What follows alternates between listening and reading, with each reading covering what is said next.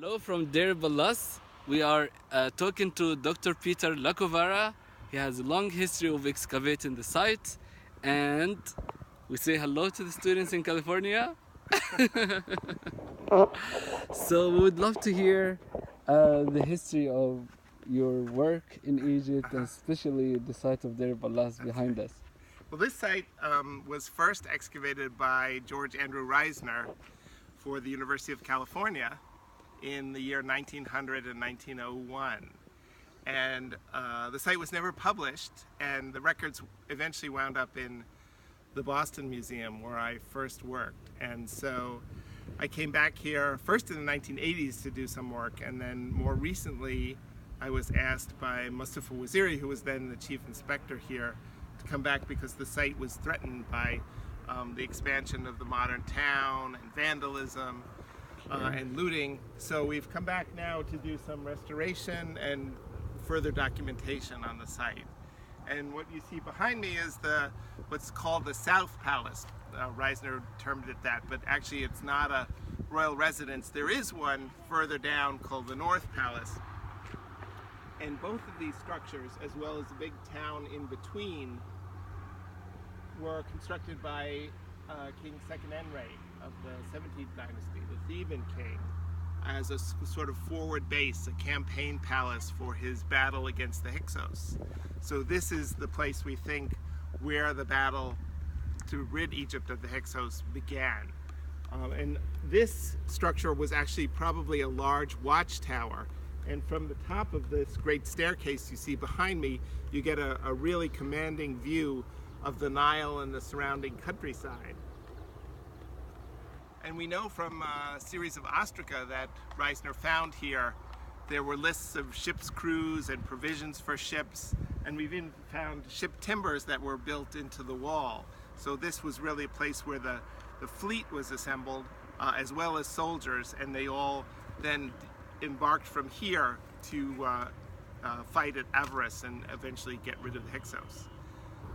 And then the site, we have some jar ceilings of Ahmose, and then the site seems to have been abandoned. There are some later graves dug through, but pretty much it was just made for the campaign against the Hyksos and then abandoned and left. It's interesting, the construction here is, you can see behind me, it's built of what's called casemates, and these are big cells of brickwork. You can see here, these aren't rooms, but foundations. And what they did to make this kind of elevated platform is they took a natural hill and kind of boxed it in order to make what looked like a square structure, but actually it's mostly just solid hill with these squared rubble filled casemates around it to make a sort of very massive structure very quickly. So again, to kind of assemble the fleet and assemble the troops in order to fight against the Hyksos.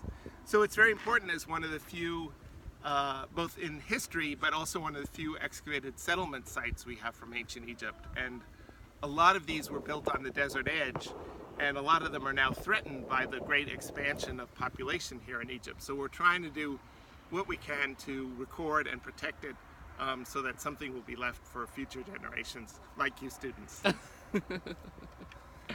We are also having a class on women in power by Professor Karakuni, and we want to hear a word about Queen Ahotep. Ahotep, well, she's very interesting, and actually I'm working on a project to do a publication and a study of the Ahotep treasure that was found in Thebes in the 1860s. But she was the wife of Seqenenre. He was killed in battle, we know that from his mummy. And then she seems to, again, she's had, her grave had kind of military honors, and so she seems to have been able to kind of hold the country together, probably when her sons, Ka-Mose presumably and Ahmose, were young, in order to eventually continue the fight against the Hyksos.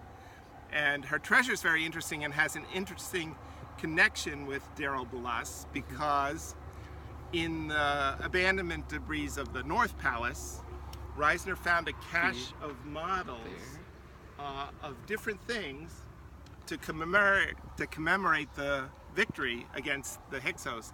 But in the cache were the same things as found in the Ahotep treasure. So flies, axes, model ships, model bracelets. So all the things, model axes, all the things that are in the Ahotep treasure are also found here in mud model form. So again, showing that the treasure really had a way to commemorate her role in the expulsion of the Hyksos. And what was the symbolism of the flies? So the flies, supposedly, the flies are interesting because they originally, we think, come from Nubia, that the Kerma culture, which the Thebans also fought, and which we have evidence of their work here as well. They seem to have been perhaps either slaves or people hired by the Thebans.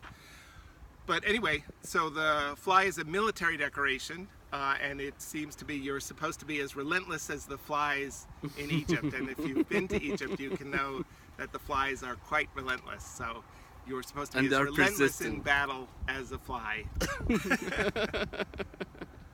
Thank you so much, Dr. Peter Lacovara. You're welcome. We enjoyed visiting here. Thank you. And hellos to everyone in California, and wish you a wonderful semester. Bye. Bye.